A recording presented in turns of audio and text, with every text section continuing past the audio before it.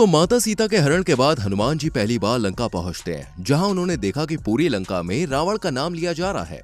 लेकिन कहीं से तो एक आवाज आ रही है जो प्रभु श्री राम को पुकार रही है। हनुमान जी ने आवाज का पीछा किया और एक घर के पास पहुंचे जहां तुलसी जी का पौधा लगा हुआ था।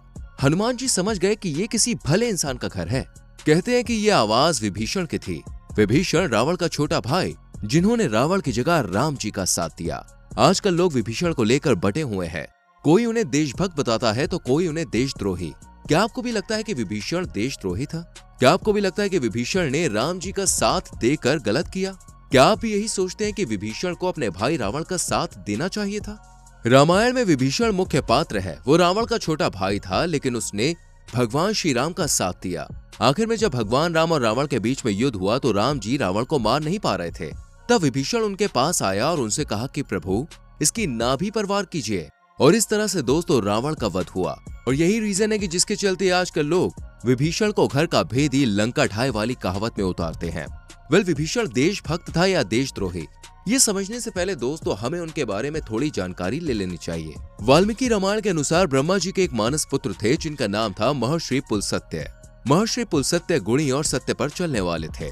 महर्षि पुलस्त्य के बेटे का नाम विश्रवा था और वो भी अपने पिता के समान गुणी, तेज व सत्य का साथ देने वाले और भगवान में लीन रहने वाले थे। उनके इन्हीं गुणों से प्रभावित होते हैं महामुनिम भारद्वाज जी, इसलिए वो अपनी बेटी इलवीड़ा का विवाह उनसे करवा देते हैं। लेकिन महर्षि विश्रवा की एक और पत्नी थी जिसका नाम था कैकसी। कैकसी एक राक्षसी थी जिसने रावण, कुंभकर्ण और विभीषण को जन्म दिया। यही कारण है कि रावण, कुंभकर्ण में राक्षसों वाले गुण भी देखने को मिलते हैं। इन तीनों भाइयों ने कठिन तपस्या की और ब्रह्मा जी से अलग अलग वरदान प्राप्त किए। जैसे कुंभकर्ण ने वरदान में मांगा तो इंद्र आसन था, लेकिन मिल गया निद्रा आसन। वैसे आपको बता दें, कुंभकर्ण रावण की तरह ही तेज बुद्धि का था और उसने ही रावण को तरह तरह के अस्त्र बना के दिए थे, जिनकी मदद से रावण ने हर लड़ाई जीती। वहीं रावण ने अपने 10 सिर काटकर ब्रह्मा जी को खुश करके अपनी अमरता का वरदान मांगा, लेकिन ब्रह्मा जी ने ऐसा नहीं किया। लेकिन दोस्तों उसकी मृत्यु नाभि पर केंद्रित रहने का वरदान दे दिया और ये वरदान भी अमरता के वरदान से कोई कम नहीं था। जबकि विभीषण ने अपने दोनों भाइयों से अलग हर हाल में भगवान की भक्ति का वरदान मांगा, जो कि उसके परिवार पर भी पड़ा, क्योंकि विभीषण की पत्नी और बेटी दोनों ही भगवान की परम भक्त थीं। वाल्मीकि रामायण के अनुसार जब विभीषण ने देखा कि रावण माता सीता को अगवा करके उन्हें लंका ले जा रहा है, तो उन्होंने तुरंत ही रावण को समझाया कि ये गलत है, उसे ऐसा नहीं करना चाहिए। लेकिन अहंकार में चूर रावण ने उसकी एक भी नहीं सुनी और माता सीता को अशोक वाटिका में ले आया। तब यहाँ विभीषण की बेटी त्रिजटा ने ही माता सीता का ध्यान रखा। यही कारण था कि माता सीता भी त्रिजटा को माता ही कहती थी। वहीं विभीषण की पत्नी सरमा ने भी माता सीता का पूरा साथ दिया। कहते हैं कि दोस्तों जब माता सीता रावण की बात नहीं मान रही थी, तब रावण ने एक योजना बनाई।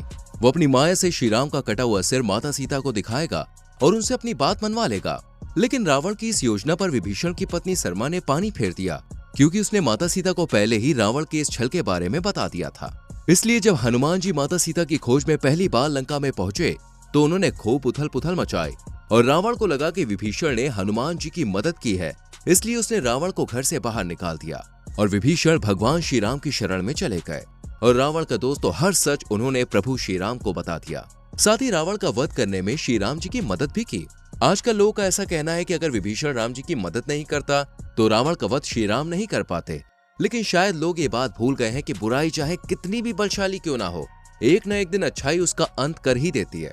तो चलिए अब समझते हैं कि विभीषण देशद्रोही था या फिर देशभक्त। सबसे पहले तो हम ये समझते हैं कि देशद्रोह का दोस्तों मतलब क्या है। देशद्रोह या देशद्रोही हम उसे कहते हैं जो आंख बंद करके अपने देश में हो रही सारी बुराइयों को देखता रहता है और चुपचाप रहता है, यानी तमाशा देखता है। लेकिन विभीषण ऐसे नहीं थे।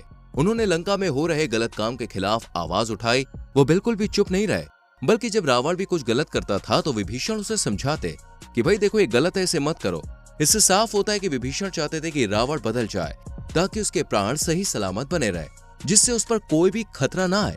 आज कई लोग रावण को दोस्तों इसलिए महान बताते हैं क्योंकि उसने माता सीता को हाथ नहीं लगाया था, लेकिन उसने उन्हें अगवा तो किया था ना। तो क्या अपहरण करना सही है? विभीषण ने रावण को यह भी समझाने की कोशिश की, क्योंकि वो जानते थे कि माता सीता का अपहरण कहीं न कहीं रावण की जान के लिए खतरा बन सकता है। धर्म का साथ दिया। कई लोगों का ये मानना है कि दोस्तों मेघनाथ ने अपने पिता का साथ दिया और पुत्र धर्म निभाया। कुंभकर्ण ने रावण का साथ दिया और एक भाई होने का फर्ज निभाया। वहीं विभीषण ने राम जी का साथ दिया जबकि उसे भी अपने भाई का साथ देना चाहिए था, चाहे वो गलत ही क्यों ना हो। तो यहाँ सोचने वाली बात यह है कि गलत का साथ देना कहाँ तक सही है, और किसी ने ये देखने की कोशिश भी नहीं की कि विभीषण ने भगवान राम का साथ देकर धर्म का साथ निभाया, जो कि सबसे बड़ा धर्म है। असल में आत्मिक और आध्यात्मिक दोनों ही जगह हम बताते हैं कि यहाँ ना कोई किसी का भाई है, ना ही कोई किसी का पिता। इसलिए हमारा सबसे बड़ा धर्म है धर्म का साथ देना, और ऐसा ही विभीषण ने किया। और इसलिए दोस्तों, मेघनाद, कुंभकर्ण या रावण जिनके पास अपार शक्तियां थी, उसके बाद भी वो कुछ नहीं थे, जबकि विभीषण कुछ ना होकर भी बहुत कुछ थे। राम की शरण में आए विभीषण। कई लोग कहते हैं कि विभीषण ने राम जी की शरण ली क्योंकि दोस्तों उन्हें लंकापति बनना था, यानी कि लंका की गद्दी उन्हें चाहिए थी जिस पर रावण बैठा हुआ था। इसलिए वो रावण का वध करवाकर खुद लंका के लंकापति बनने के लिए राम जी की शरण में गए। जबकि दोस्तों असलियत में देखा जाए तो ऐसा बिल्कुल भी नहीं था। विभीषण तो कुछ और ही चाहते थे। असल में विभीषण चाहते थे कि लंका का कोई भी निर्दोष व्यक्ति मारा ना जाए, किसी बेगुनाह की जान ना जाए और लंका में न्याय का राज्य स्थापित हो। रावण को समझाया। जी हाँ, रावण को उसकी पत्नी मंदोदरी हमेशा समझाती थी कि उसे कुछ गलत नहीं करना चाहिए। उसके नाना माल्यवान भी रावण को यही समझाते थे और ऐसा ही विभीषण भी करता था। लेकिन रावण ने कभी इनकी एक ना सुनी। अब सोचने वाली बात यह है कि जब मंदोदरी और माल्यवान का समझाना धर्म विरोधी या देश विरोधी नहीं था, तो विभीषण का रावण को समझाना देश विरोधी कैसे हो गया? हनुमान जी ने विभीषण का दिया साथ। दोस्तों, जब हनुमान जी पहली बार लंका में माता सीता को खोजते हुए पहुंचे तो उन्होंने वहां रावण के नाम के सिवाय कुछ और सुना ही नहीं। लेकिन फिर एक आवाज आई जो प्रभु श्री राम को पुकार रही थी। हनुमान जी इस आवाज के पीछे पहुंचे तो देखा कि ये रावण का छोटा भाई विभीषण है। अब कुछ लोग सोचते हैं कि हनुमान जी श्री राम के भक्तों का हमेशा साथ देते हैं, इसलिए सुग्रीव के भड़काने पर उन्होंने विभीषण का साथ दिया। लेकिन ऐसा नहीं था। दरअसल जब विभीषण भगवान श्री राम के पास पहुंचे तो सुग्रीव ने उसे दुश्मन का भाई बताते हुए दुष्ट बताया और विभीषण पर शक भी किया। लेकिन यहाँ पर हनुमान जी ने विभीषण का साथ दिया और उसे दुष्ट की जगह शिष्ट बताया और प्रभु श्री राम को उसे अपने साथ रखने को कहा। और यह हनुमान जी ने इसलिए नहीं किया था कि विभीषण राम भक्त थे, बल्कि वो विभीषण की अच्छाई पहचान चुके थे। विभीषण अमर है। जी हाँ दोस्तों, विशाल, प्रतापी और बलशाली रावण, कुंभकर्ण और मेघनाद जैसे योद्धाओं का अंत रामायण काल में ही हो गया था, लेकिन विभीषण आज भी जिंदा है। दरअसल विभीषण को प्रभु श्री राम ने अमर होने का वरदान दिया था और ऐसा माना जाता है कि विभीषण आज भी इस धरती पर मौजूद है।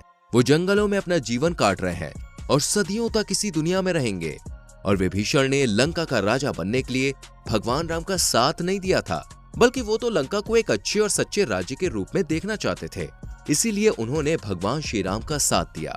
इन सब बातों से ये सिद्ध होता है कि विभीषण घर के भेदी नहीं बल्कि प्रभु के भक्त थे और उन्होंने हर कदम पर अपनी भक्ति सिद्ध की। यहाँ तक कि देश के बापू यानी कि महात्मा गांधी जी ने भी विभीषण को अच्छा व्यक्ति बताया है। उन्होंने विभीषण के काम को सत्याग्रह बताया है। ऐसे कई लोग हैं जो सोचते हैं कि विभीषण को ये डर था कि युद्ध में वो मारा जाएगा, इसलिए वो पहले ही लंका छोड़कर राम जी की शरण में चला गया। पर सच तो ये है कि रावण ने शक के आधार पर अपने ही भाई यानी विभीषण को लंका से धक्के मार के निकाल दिया था। और देखा जाए तो ये सही भी था, क्योंकि अगर विभीषण रामायण के युद्ध के वक्त लंका में मौजूद होते तो उन्हें भी ना चाहते हुए अपने भाई रावण की तरफ से लड़ना पड़ता, जो उनके धर्म के खिलाफ होता।